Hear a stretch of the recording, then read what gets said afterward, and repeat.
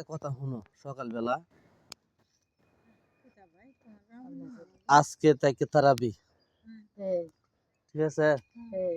চাচা আসসালামু আলাইকুম, কই যান? কাজে আছি, ঠিক আছে যান। আজকে থেকে তারাবি মিস করুন যেত না। আর সেহরি আজকে থেকে খাওয়া লাগবো, রোজা রাখা লাগবো। মিশতা সব আমল ধ্বংস করে দিব, মিশতা কোন যেত না। প্রথমত সেটা বসে বুঝছো, মিথ্যা কথা বলা যাবে না, কারো হক নষ্ট করা যাবে না। হ্যাঁ, কেউর কথা কেউর কাছে লাগানো যাবে না।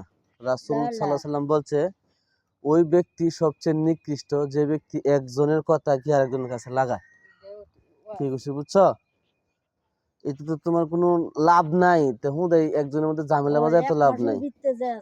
হ্যাঁ, রমজান মাস হচ্ছে কি জানো, একটা মানুষের জন্য, মুসলমানের জন্য সুবর্ণ সুযোগ। এই মাসে আল্লাহ তাআলা কুরআন নাজিল করছেন, হ্যাঁ, রাসূল সাল্লামের উসিলায়। তো নামাজ পড়বা, রোজা রাখবা, যাকাত দিবা, আর আল্লাহর কাছে জীবনের সমস্ত গুনাহ যে করছো মাফ চাইবা। আল্লাহ একমাত্র মনে করো পরিকল্পনাকারী। আল্লাহ মনে করো কি জানো, ফেরাউন আল্লাহ মাফ করে দিল। আল্লাহ কাছে মাফ চাইলে আল্লাহ তাআলা মাফ করেন। কিতা কইছি বুঝছো? এই জন্য কইছি নফসটারে একটু পরিবর্তন করো, মনের সাথে যুদ্ধ করো। একটা মনে করবো ইস একটু পরে নামাজটা হরি, এই সুযোগটা দিও না। 10 মিনিট হরে উঠি, এই সুযোগটা দিও না। এরই যুদ্ধ। কই যে জিহাদ করো, জিহাদ কার সাথে করো? নিজের মনের সাথে জিহাদ করো।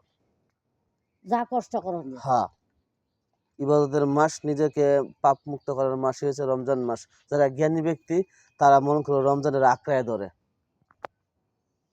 আল্লাহ তাআলা সবাইকে রমজানের উসিলা করিয়া সবাইকে হেদায়েত করুক, সবাইকে সুস্থ রাখুক, ভালো রাখুক।